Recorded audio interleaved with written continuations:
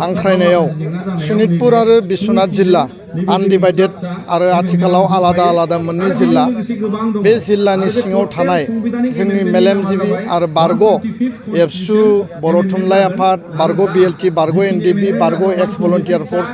जथायै जोङो बिथांमोनखौ हांख्रायदों मेलेमजिबि बिथांमोनखौ आरो कारना जाबाय जे बिटिआर गोजोन गोरोबथानि जिफोर दफा दङमोन बे दफाखौ आखरे आखरे मावफुंनांगौनि थाखाय सनितपुर आरो बिश्वनाथ गहपुरनि सिमुलुगुरि बा लखिमपुरनि पार्सियेल मोनसे जि सार्कोल बे एरियासिम जि सोसननायनि जि बाथ्रा बे बाथ्रानि सायाव जोङो खोब स्पष्टयै रायजो राजाजों जों दिनै रायलायगोन आरो अलरेडि बेनि सायाव सावरायनाया सोलिगासिनो दङ जे 60टा गामि गिबि मन्थ्रि बिथाङा 26 जानुवारियाव फोसावदोंमोन बिनि 41टा गामिल' सोसननाय जाबाय 19टा गामिखौ दाबो सोसननो आद्रा दङ आरो जोंनि दाबिया 60टा नङा जोंनि दाबिया जाबाय 600-700 जिखिनि बाउन्डारि कमिसननो जों होबाय बाउन्डारि कमिसना आसाम केबिनेटआव हरगोन रिकमेन्डेसन आसाम केबिनेटआ एप्रुभेल खालामनानै राज्यपाला नटिफाइ खालामनांगौ आरो 2 नभेम्बराव राज्यपाल बिथाङा नटिफिकेशननि गेजेरजों 41 गामिखौ सोसननानै उदालगुरि जिल्लायाव मार्च खालामनानै होबाय दा बे 41 गामिखौ सोसननायनि उनाव दानि बे परिबेसाव बेखौ सेटेलाइट काउन्सिल बादि नुदों खिन्थु 6 सिडुला मालाबाबो सेटेलाइट काउन्सिल जाया 6 सिडुला जाबाय कन्टिगुवास आरो कम्पेक्ट एरिया दा बेखायनो 3082 खान जे BTCआव बा BTADआव दङमोन BTRआव बियो दिनै 3123 खान गामि टटेल जाबाय आरो बिनि गेजेरजों जोंनि एरिया बांबाय आरो बिनि गेजेरजों थाखानाय जिल्लायाव आरो गोदानै सोसनजानाय गामिफोरखौ लानानै 60टा माने 54+6 जे 40+6 समस्ति बेखौ 54+6 60टा समस्ति दानांगोन थाखानायावबो मोनसे मोननै बारायगोन गोदान जिल्ला गोदान एरियायावबो बारायगोन आरो बिनि गेजेरजों जोंनि 6 सिडुलनि राजनैतिक जि मर्यादा संबिधानिक जि जोंनि अधिकार बेखौ आबुङै मोनफुंनायनि थाखाय जोङो खामानि मावगासिनो दङ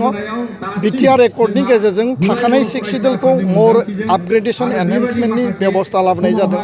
आर्टिकल 280 एमेन्डमेन्टनि गेजेरजों फाइनेन्स कमिसननि बेबस्था दङ आरो 3B पावार टु मेक लस बे बाथ्रानि गेजेरजों 39टा जि साबजेक्ट दङमोन एडिशनेल मोनथाम फुल फ्लेजेड बारायनानै 42 जागोन आरो एडिशनेल मोनबाया थाखानाय साबजेक्टआव बेयो एडिशन जागोन दा बे बाथ्राफोरखौ लानानै जों दिनै गोथौयै आरो गुवारै सावरायगोन गुबुन मोनसेथिं एकर्ड इमप्लिमेन्टेशननि बेलायाव जोंहा एन.ड.नि जि केस उइथड्रयेलनि मेटार बे प्रक्रिया सोलिबाय थादों खिन्थु लेहेम जादों जों सरकारखौ नारसिनदों 30 नभेम्बरनि जि दिल्लीनि जइन्ट मनिटरिं कमिटि दङमोन बेयाव जों सरकारखौ प्रेसार होदों आरो हाइनियास केसखौबो उइथड्र खालामनो थाखाय बिथांमोना प्रसेस खालामदों होनना खिथादों रिहेबिलिटेशननि बेलायाव 4203 मोनबाय 667 मोनबावनांगौ दङ बिनि एप्रुभेला जाबाय खिन्थु फैसाया रिलिज जायाखै दा बेखौ लानानै जोंनि एक्स एन.ड बिथांमोना खुद्रिनायाव फोरमायदों डेफिनेटलि जोंबो दुलाराय बर' फरायसा आफादा दाबि दैखांगोन आसाम सरकारा गोख्रैनो बे फैसाखौ रिलिज खालामनांगौ आरोबाव जिखिनि मार्टियार परियाल 201नो होबाय 25 जननो होबाय 337 आरो 59 दङ बिथांमोननि फैसाखौ रिलिज खालामनानै होनांगौ लोगोसेनो आद्रा थानाय मार्टियार परियाला फैसा मोननांगौ दा दुलाराय बर' फरायसा आफादा क्लियार हाग्रायाव थानाय बर'फोरनि थाखाय फरेस्ट राइट एक्टनि गेजेरजों लेन्ड एन्टाइटेलमेन्टनि जि बेबस्था बियो 5000 परियालनो दासिम होनाय जाबाय खिन्थु आरोबाव एनादार 19000 दङ ढेकियाजुलि आरो माखासे नोङो गहपुर माने बिश्वनाथ समस्तिपुराव बिनि खामानिया एसे आवगायदों नाथाय सारिदुवार जि एरिया बा दानि न'दुवार आरो सिगांनि सटिया बेयाव सासे एमएलए आ बादा होनानै दोनदों कुनु कारनाव जों बेखौ गनाया आरो बिथाङा जेसेबां बादा होआ मानो सरकारा बाध्य आरो आयेन बादियै हा होनायनि खामानिखौ मावनांगोन दा बेखायनो जोङो बे बिथिंनि सायाव सावरायगोन सिंगल टिचार जिर' टिचार टेट एपइन्टमेन्ट जानांगौ जोंनि स्कुला फरायसा फरायसुलि खमायलांदों जोंहा टिचार गैयिनि थाखाय गार्जेनफ्रा फरायसा फरायसुलिखौ हरनायाव आख' फाख' जादों इजिएस सेन्टार 75 स्कुलाव पस्ट क्रिएसन जायाखै आसाम सरकारखौ जों दाबि होदों आरो बिथांमोना मोननै पस्ट क्रिएसन खालामनो होननानै बुंदों जायफोर गोदानै प्रभिन्सियेलाइज जानाय बे स्कुलखौ सेल्फ बेस्ड स्कुल हिसाबै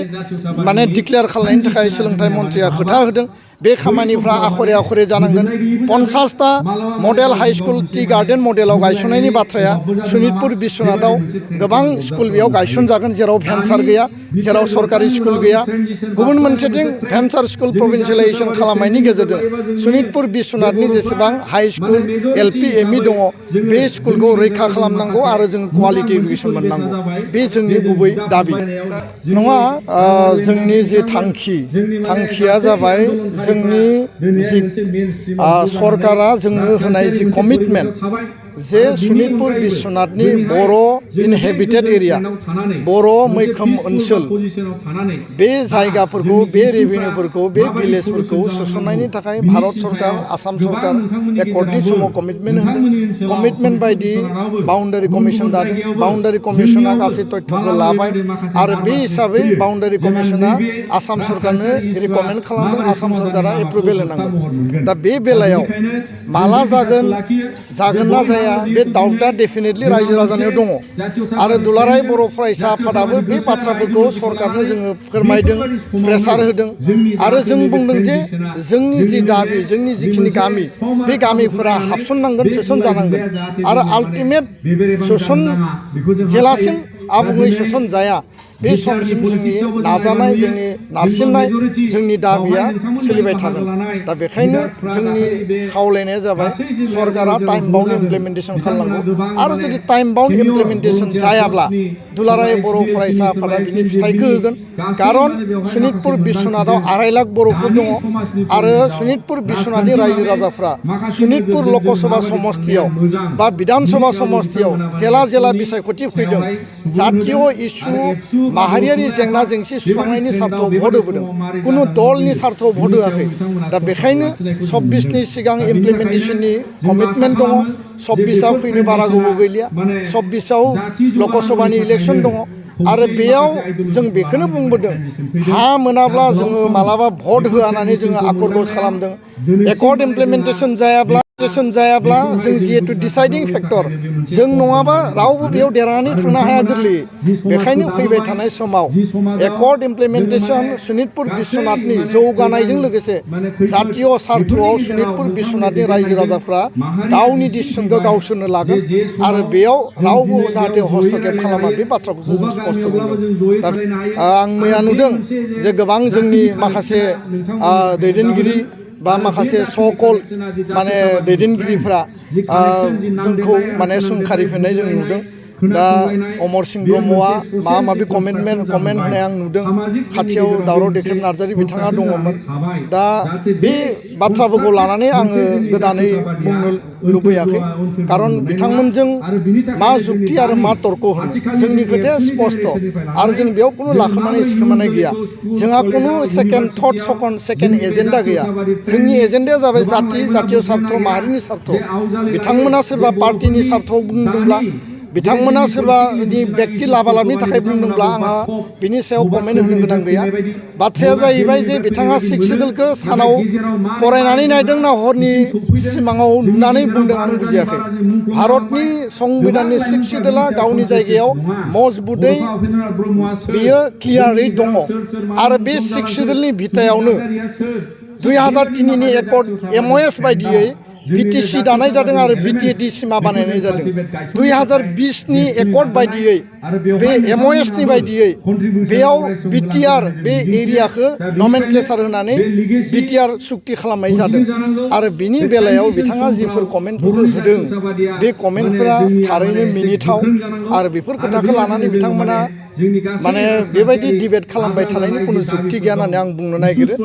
दा बेयाव रायजोफोरखौ बिथाङा मिसलिड खालामदों आरो बेखायनो दावराव देख्रेब नार्जारिया खाथियाव थानानै डिक्टेसन होदों बिथाङा गावनो थोंजोङै बुङोब्ला मोजां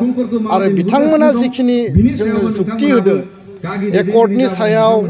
6 सिडुलनि सायाव जिखिनि अपिनियन होदों बिनि सायाव ए टु जेड टन्न क्लियारिफिकेसन होनो हानाय जोंनियाव केपासिटि दङ केपाबिलिटि दङ आरो आङो खावलायो जे भारतनि सुप्रिम कर्टनि गुवाहाटीनि हाइ कर्टनि सोरबा 6 सिडुलनि सायाव पिएचडि डक्टरेट लानाय डिग्री दङब्ला लिंनानै लाबो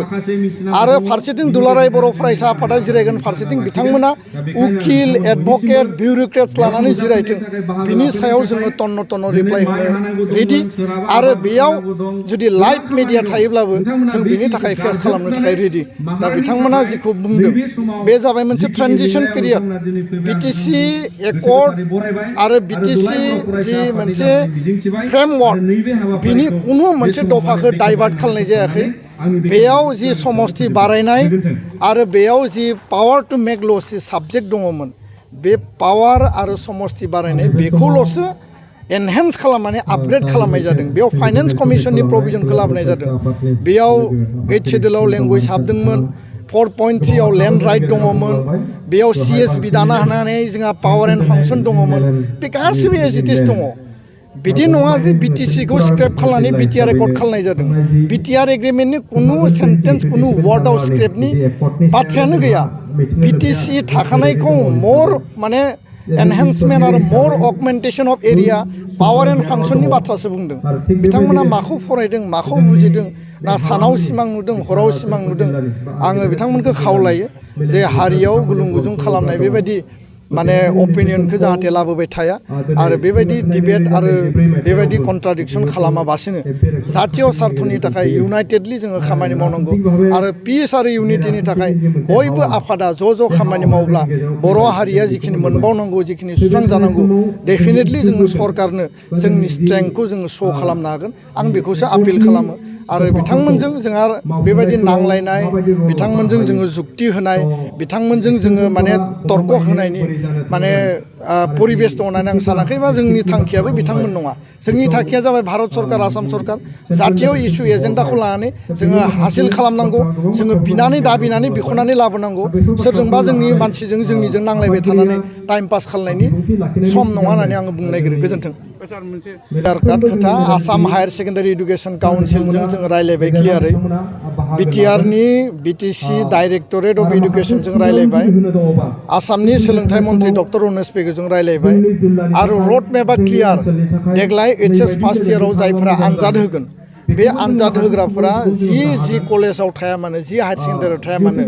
फर्म फिलआप खालामनाय लोगो लोगोनो बिथाङा बर' मिडियामाव लिरनो हागोन बेनि थाखाय रावहाबो बादा गैया बिटिआर आरो नन बिटिआर बेबायदि कुनु बेयाव डिफारेन्स गैया बयनिबो थाखाय इकुवेल बेयाव बेबस्था आरो बिनि बहिखौ नायनो थाखाय स्पेसियेल जन बानायनाय जागोन दा बेखायनो हायार सेकेन्डारि फाइनाल 12आथ' फैगोन बोसोरावसो जागोन देग्लाय फार्स्ट इयारा जागोन दा बेखायनो रावबो फरायसा फरायसुलिया दाउट खालामनायनि खोथा गैया गावबा गाव जायफोर बर' मिडियामाव लिरनो गोसो बिथांमोना बर' मिडियामावनो लिरनो हागोन बे बाथ्राया स्पष्ट।